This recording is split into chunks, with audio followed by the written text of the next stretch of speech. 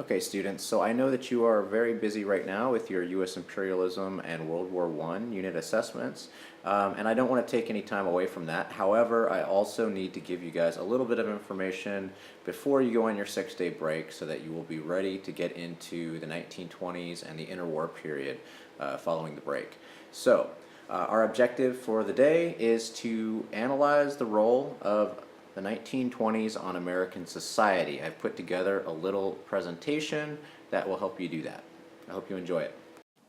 As you'll recall from the Progressivism unit, women were fighting for suffrage, or the right to vote, during World War. This right was finally granted to them in 1920. To support the war effort, many women also began joining the workforce. In the 1920s, flappers, who you see in this picture right here, challenged social norms in the way that they conducted themselves in public and dressed. African Americans were also involved in the war effort, some as soldiers and some working at the home front. During a period called the Great Migration, many African Americans began moving from southern states to northern cities.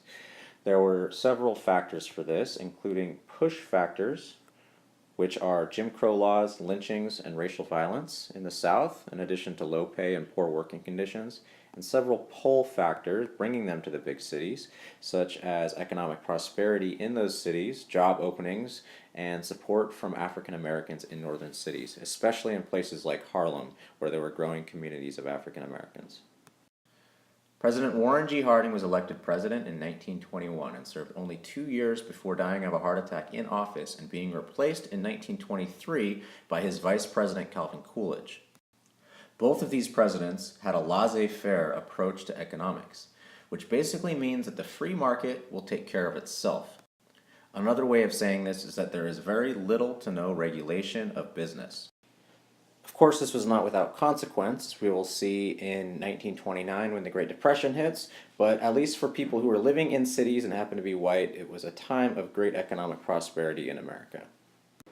Despite the economic growth, the Harding administration was plagued by corruption with the Teapot Dome scandal, and the Coolidge administration saw the spread of the KKK and a rise in racial violence. Another significant development of the 1920s was the spread of the automobile. Mass production in the assembly line allowed Model T Fords to be produced in just 90 minutes instead of the 12 hours that it previously took. And it costed $850 to buy a Model T in 1916 and just $290 in 1927. This price difference is especially influential when you consider the fact that American wages in cities more than doubled during the same time period. By 1927, over 56% of all Americans had automobiles. As electricity became more widely available in the cities, so did several household appliances which made life easier for people, including the refrigerator, radio, vacuum cleaner, laundry machine, iron, and sewing machine.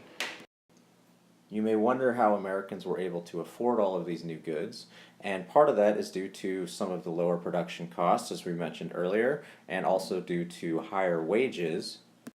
But Americans also began buying on credit more. As you can see in this advertisement, people can pay as little as $1 per week for all of their spring and summer tailored suits. This led to a growth in advertising and what many people call the consumer revolution, a time when people were able to purchase things that they never would have thought they needed.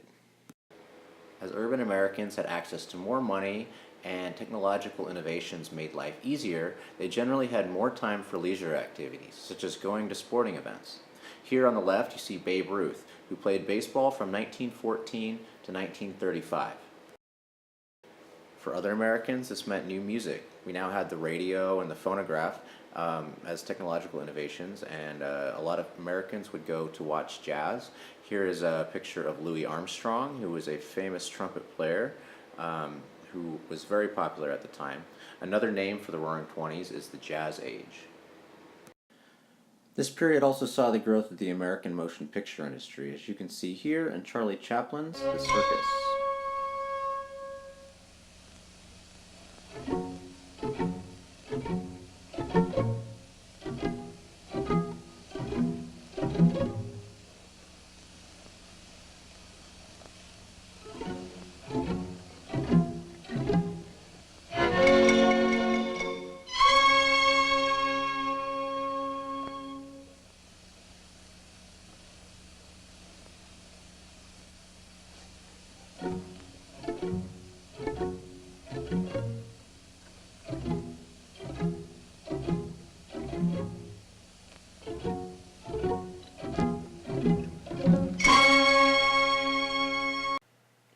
to learn a little bit more about this time period, I would encourage you to go check out YouTube. There's a great series of videos called Crash Course, and these are about all different periods of American history, but this one in particular is about the Roaring Twenties. If you want to jump ahead a little bit, there's one up here in the corner about the Great Depression. This one's only 13 minutes here, as you can see, so it's not a huge time investment, and I think that they do a pretty good job of explaining different things that happened during this time. I hope you guys have a great break, and I'll see you all on Monday. Your assignment is to answer the following question in 3 to 5 sentences. How did the 1920s impact American society? And I've given you a few frames down here that you can use. And if you don't want to use those ones, remember this is cause and effect, so you can use any other one of your choice. But this is a great starting point right there. I hope you guys have a great break.